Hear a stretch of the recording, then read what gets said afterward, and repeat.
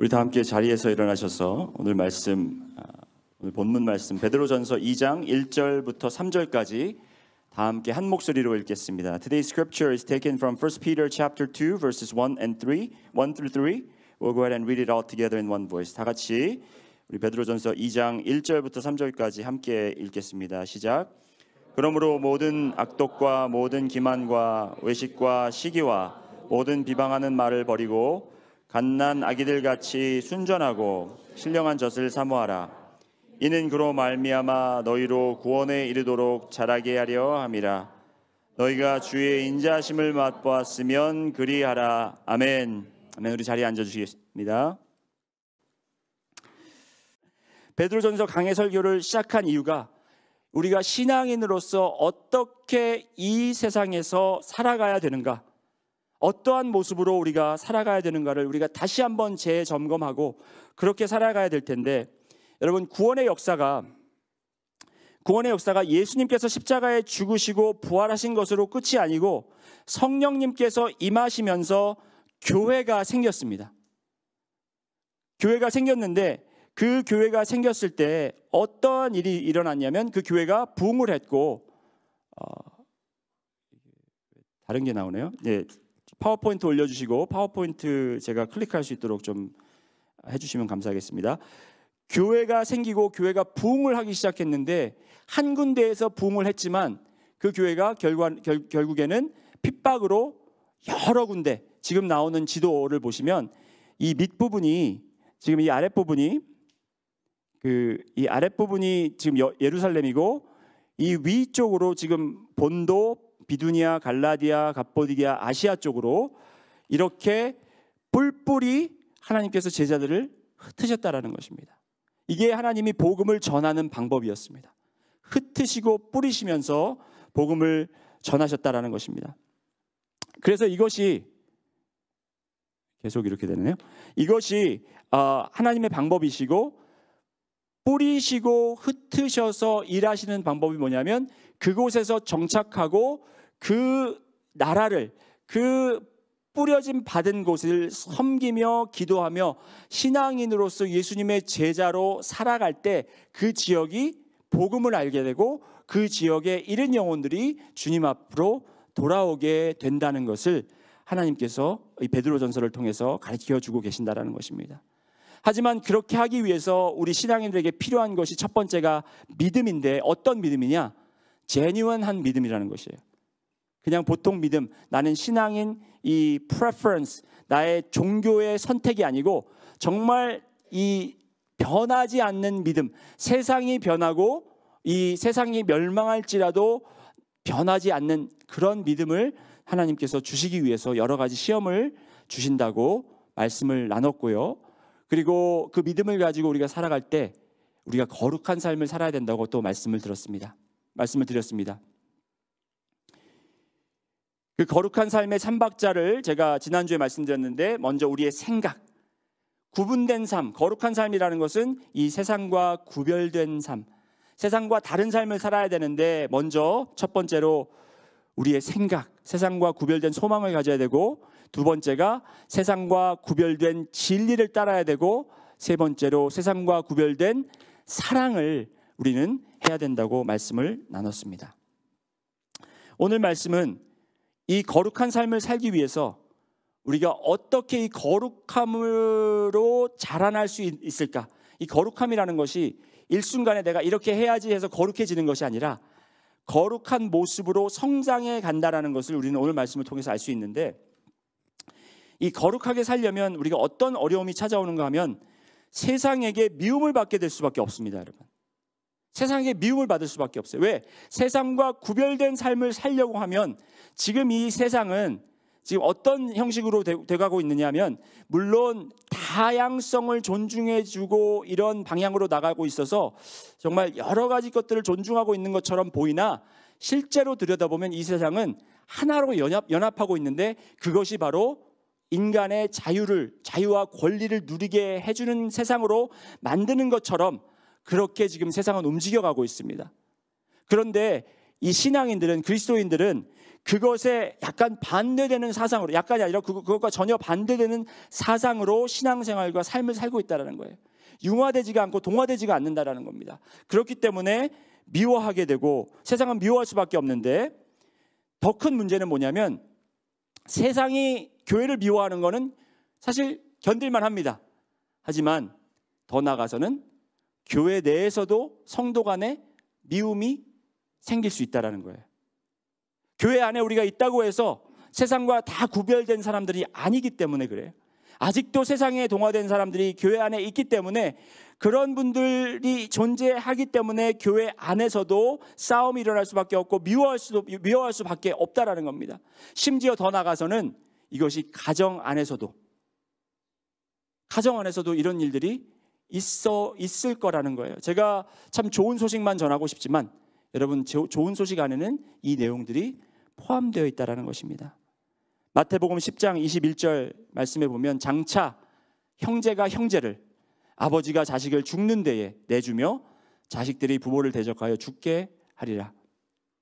22절에 보면 또 너희가 내 이름으로 말미암아 모든 사람에게 미움을 받을 것이니 끝까지 견디는 자는 구원을 얻으리라. 여러분, 이 말씀 아멘으로 받아들일 수 있으시겠습니까?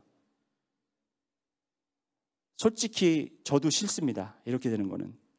솔직히 이렇게 안 됐으면 좋겠지만 여러분, 이것은 저희가 피할 수 없는 길인 것 같아요.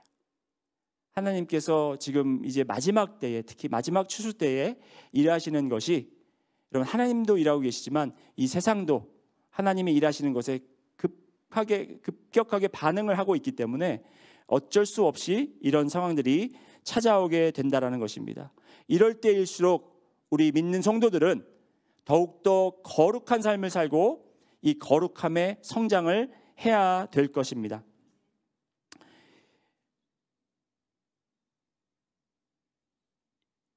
이렇게 하기 위해서 우리가 정말 거룩함의 성장을 위해서 필요한 두 가지가 있는데, 우리 한번 따라해 보시겠습니다. 첫 번째가 버리기, 두 번째는 바라기.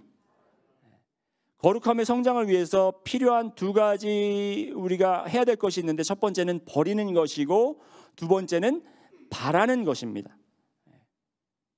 In order for us to grow into holiness, we must get rid of something, but instead we have to long for something else.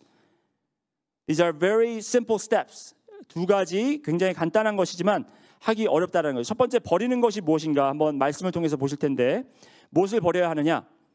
베드로전서 2장 1절 말씀을 보면, 그러므로 모든 악독과 모든 기만과 외식과 시기와 모든 비방하는 말을 버리고라고 베드로는 기록하고 있습니다. 악독과 기만, 외식, 시기, 비방하는 말, 여러분, 좋지 않은 것 맞습니다. 당연히 버려야 하는 것도 맞습니다. 하지만 베드로가 구체적인 이 습관들을 나열해 놓은 이유가 분명히 있습니다. 이거는 그냥 랜덤, 무작위로 나쁜 것만 이렇게 모아서 적어 놓은 것이 아니라, 이 악독함, 기만함, 외식, 시기, 비방하는 말, 이것이 어떤 형식으로 우리 안에 우리 삶에 작용하고 있는지를 베드로는 우리에게 가르쳐 주기를 원한다라는 것입니다. 제가 TV를 잘 보지 않지만 좋아하고 있는 TV 쇼 중에 하나가 이 Survivor이라는 쇼가 있습니다. 여러분, Survivor이라는 쇼 혹시 보신 적 있으신가요? 이 쇼가 뭐냐면, 저는 이 쇼를 좋아하는 이유가 사람의 심리, 특히 이제 사회적 심리를 너무나도 적나라하게 보여주는 게임 쇼예요. 그러니까 이제 이 쇼의 내용을 제가 잠깐 소개를 드리면, 서로 전혀 모르던 다양한 사회적 위치나 성격을 소유한 사람들을 이 무인도나 인적이 없는 곳에 모여놓고 팀으로 나눠가지고요, 그곳에서 40일 동안 생활을 하게 합니다. 그러면 아무것도 없기 때문에 이제 거기서 쉘터도 만들고, 그리고 불도 자기들이 만들어서 지펴야 되고, 먹을 것도 구해서 먹어가면서 매일 서로 다른 팀끼리 경쟁을 붙여가지고요, 진 팀에서 한 사람씩 탈락시키면서 마지막까지 생존하는 사람이 우승자가 되어서 상을 타는 그런 게임이에요. 그러니까 상상을 해보세요. 여기서 진짜 이 무인도, 아무도 없는 데서 아무것도 없는 곳에서 생존을 해야 되는 것도 힘들죠. 근데 더 힘든 것은 무엇이냐면, 이 같이 한 목적으로 모인 이 사람들과의 그 사이, 그 관계, 그것이 너무나 힘든 거예요. 왜냐하면 서로 경쟁자지만 또 동료기도 해요.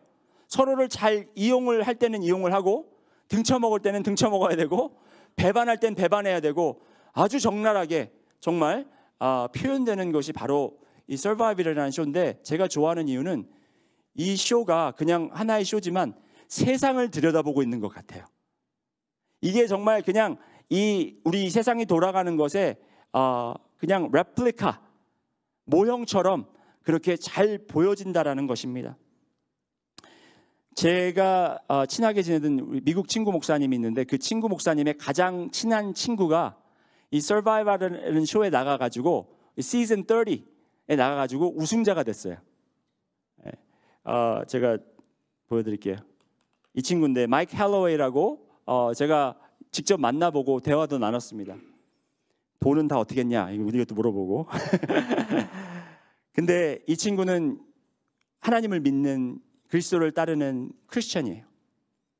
그래서 제가 질문 던졌던 게 이거예요. 크리스천으로서 그 게임쇼에서 가장 어려웠던 것이 무엇이었냐 했더니 이 친구가 하는 말이 이것입니다.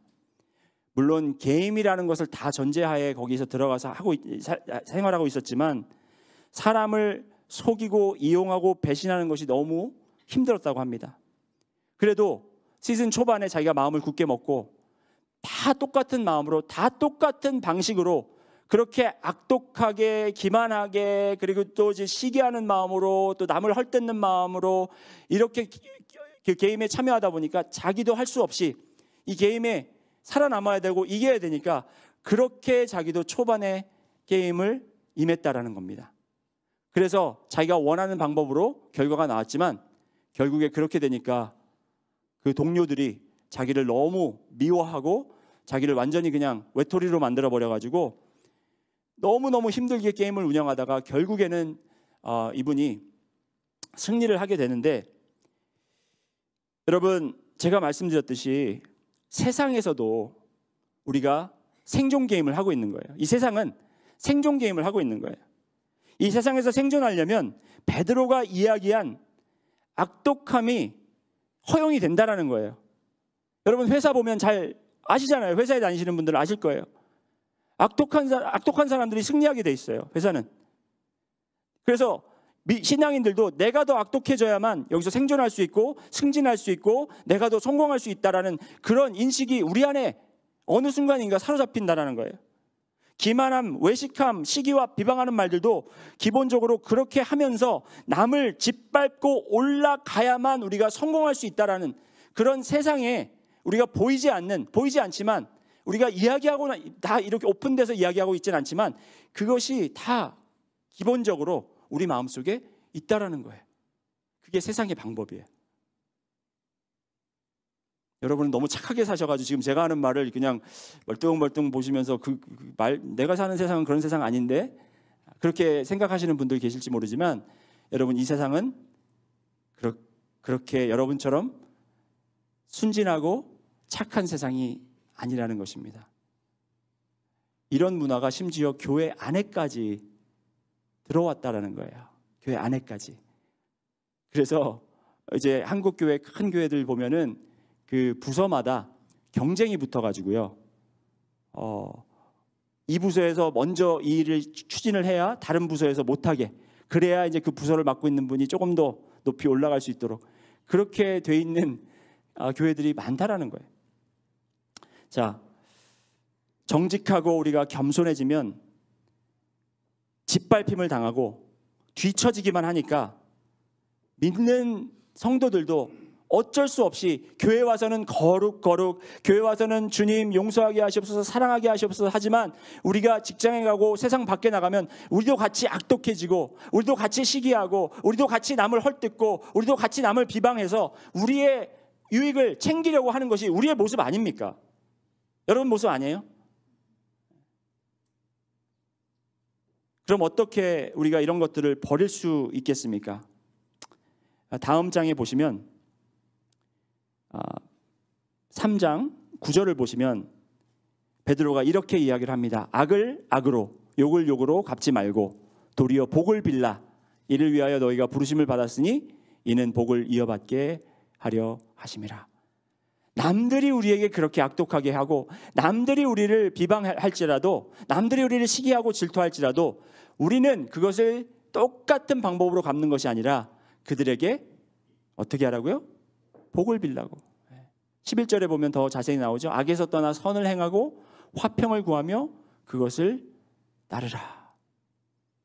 이웃이, 직장 동료가 나를 해코자 해서 나를 짓밟으려고 이렇게 행동을 할지라도 여러분은 그것을 악으로 갚지 말고 똑같이 보여주려고 하지 말고 오히려 선을 행하고 그들에게 복을 비는 모습이 우리 거룩함을 추구하는 여러분들과 저의 삶에서 나타나야 된다는 거예요. 쉽지 않죠, 여러분? 쉽지 않습니다. 하지만 제가 여러분의 코치로서 여러분을 응원하고 격려하겠습니다. 두 번째는 바라기입니다. 이제 우리가 버렸으면 바라야 되는데 무엇을 바라라고 성경 말씀은 이야기하고 있냐면 2절 한번 같이 읽으실까요? 시작. 갓난 아기들 같이 순전하고 신령한 젖을 사모하라. 이는 그로 말미암아 너희로 구원에 이르도록 자라게 하려 함이라. 이 갓난 아기들 같다라는 표현은 이 뭐뭐 같다라고 하는 것은 비유법이죠. 혹은 또 은유법이라고 합니다. It's a metaphoric expression to be like an infant. 갓난 아기처럼 이렇게 이야기하는 것은 우리가 비유하는 거예요. 우리가 이렇게 이 갓난 아이가 이렇게 하는 것처럼 우리도 그렇게 해야 되는데 이 표현은 비유도 되지만 역설적인 표현이기도 합니다. This is also paradoxical in a way.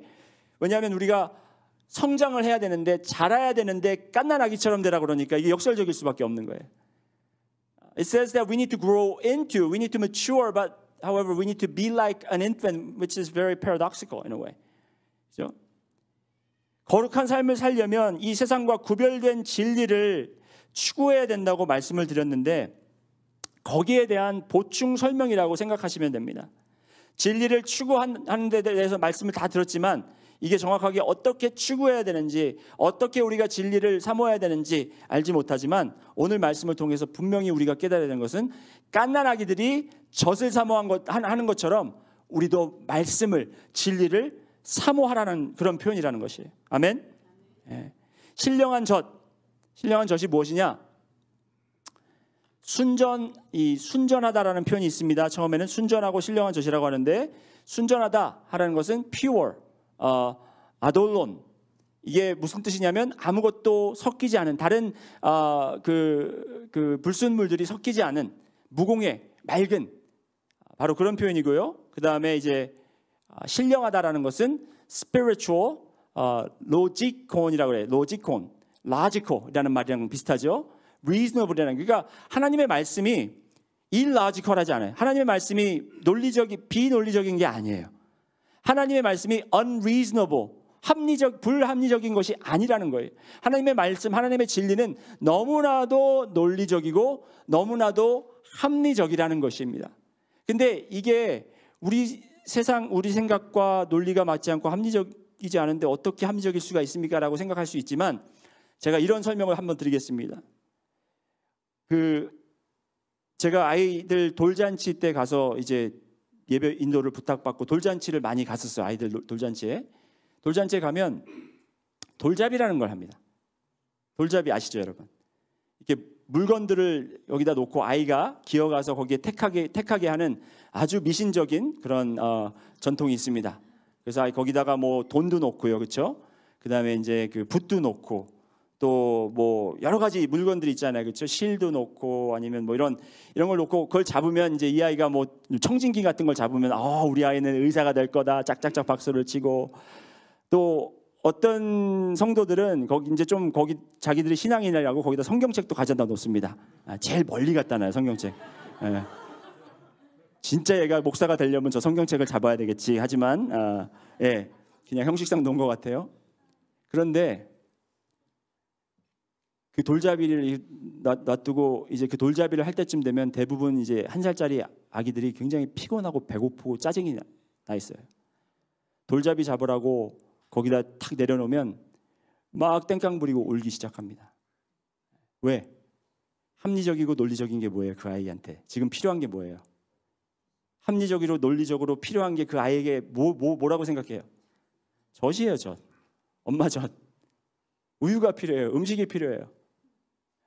걔들이 아무리 뭐 성경책이 좋아 보인다고 거기에 달려가서 잡겠습니까? 그들이 돈의 가치를 압니까? 합리적이 아니에요.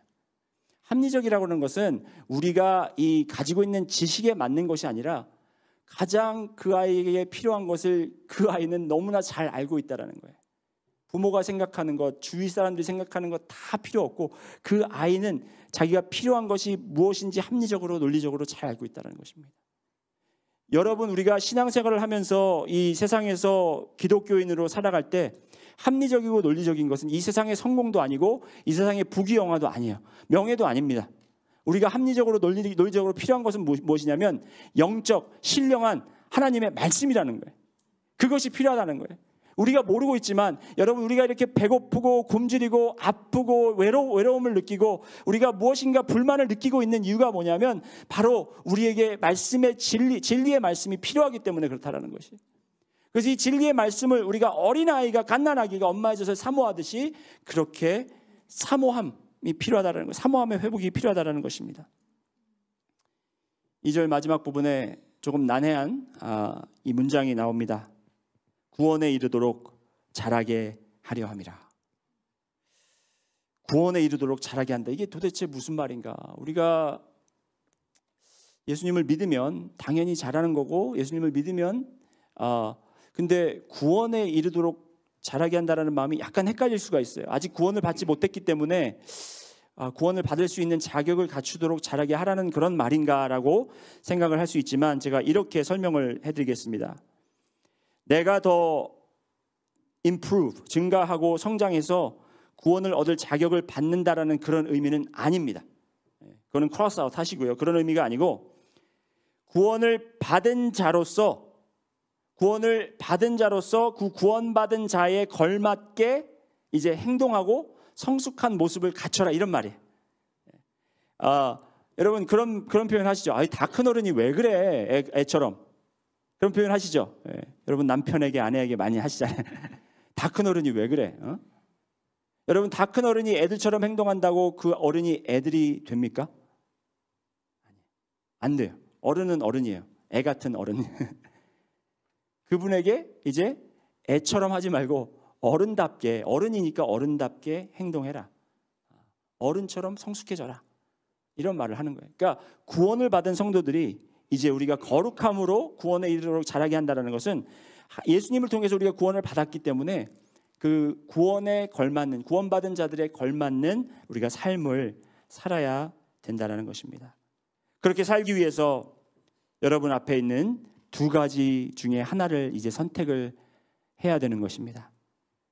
그 선택이 무엇이냐면 세상적 선택이 있고 영적 성장의 선택이 있습니다. 세상적으로 성장하시려면 모든 악독과 기만과 외식과 시기와 모든 비방하는 말들 이거를 더 붙잡고 더 잘 할 수 있는 정말 아주 지혜롭게 잘 할 수 있다면 여러분은 세상에서 성장할 수 있습니다.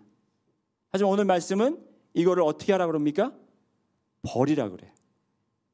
지금 이렇게 살아오신 여러분의 방법과 성격과 성품들을 다 버리라 그러는 거예요. 오늘 당장 이 순간부터 여러분은 이것을 버리도록 힘써야 되는 거예요. 그러면 우리가 선택해야 될 것은 무엇이냐?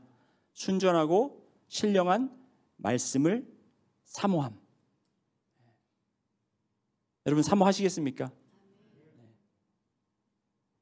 여러분 이제 제가 이제 그동안은 이제 영어 성경책을 가지고만 다녔는데 이제는 한국 성경이 필요합니다. 이제 저는 이제 이 성경을 이제 정말 사모하려고 그래요. 더. 그래서 새로 이제 성경책이 생겼으니까 이 성경에다가 정말 저의 그 사랑하는 흔적이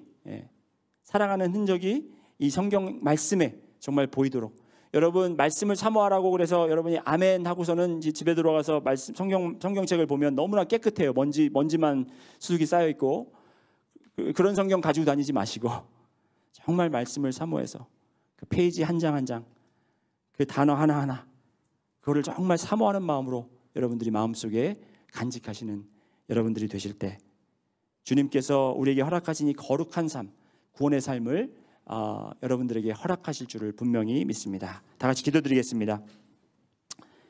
사랑해 주님 감사합니다. 우리에게 또 이렇게 귀한 주일 허락하셔서 주님 말씀을 듣고 이 말씀을 통하여 아버지 하나님 세상이 살아가는 방법과 그리고 기독교인들이 살아가야 할 방법에 대해서 배웠습니다. 주님, 우리는 거룩한 삶을 살기 위해서 세상 사람들 그들의 모습을 담는 것이 아니라 세상 사람들, 주위 사람들이 다 그렇게 살고 나만 손해보고 나만 뒤처지는 것 같은 그런 느낌을 받을지라도 우리가 믿음으로 아버지 하나님 주님의 방법이 아닌 것을 택하지 않도록 하여 주시옵시고 버릴 수 있도록 하여 주시옵시고 오직 주님께서 주신 진리를 더욱더 사모할 수 있도록 인도하여 주시옵소서. 감사드리며 예수님 이름으로 기도드렸습니다. 아멘. 우리 다 같이 자리에서 일어나셔서 우리 결단 찬양 하시겠습니다.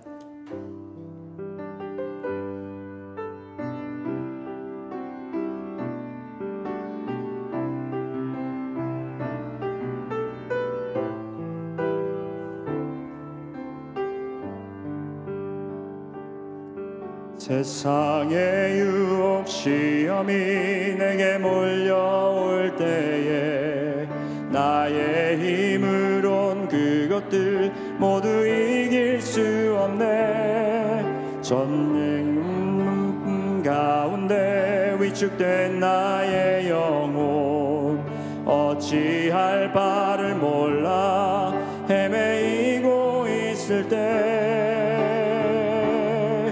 주를 찬양 손을 들고 찬양 전쟁은 나에게 속한 것 아니니 주를 찬양 손을 들고 찬양 전쟁은 하나님께 속한 것이니 거짓과 속임수로 가득 찬 세상 거짓과 속임수로 가득 찬 세상이 어디로 갈지 몰라 머뭇거리고 있네. 공중의 권세 잡은 자 지금도 우리들을 실패와 절망으로 넘어뜨리려 하네. 주를 찬양 손을 들고 찬양 전쟁은 나에게 속한 것 아니니 주를 찬양 소리를 들고 찬양 전쟁은 하나님께 속한 것이니. 우리 3절 다시 한번 하겠습니다. 주위를 둘러보면 아무도 없는 믿음의 눈을 들면 보이는 분 계시네. 지금도 내 안에서 역사하고 계시니 사망과 어둠의 원세 물리치신 예수님. 주를 찬양 손을 들고 찬양 전쟁은 나에게 속한 것 아니니. 주를 찬양 손을 들고 찬양 전쟁은 하나님께 속한 것이니. 아멘. 주님, 우리가 주님만 믿고 따르기로 결단합니다. 아버지, 이 세상의 방법대로 살아가지 않더라도 아버지 하나님, 우리가 손해를 볼지라도 아버지, 우리가 남들에게 정말 짓밟힘을 당할지라도 우리는 믿음의 백성들로서 거룩한 삶을 추구하게 하시고 진리의 말씀만 붙잡고 나갈 수 있도록 인도하여 주시옵소서. 이제는 우리 주 예수 그리스도의 은혜와 하나님의 무한하신 사랑과 성령님의 감동하시고 감화하심이 오늘도 거룩한 삶에서 성장하고 또 더욱더 거룩해지기 원하는 우리 성도님들과 그들의 가정과 그리고 그들의 직장과 이웃과 우리 신시내티 능력교회 모든 성도님들 위해 지금부터 영원까지 함께 하실지어다. 아멘.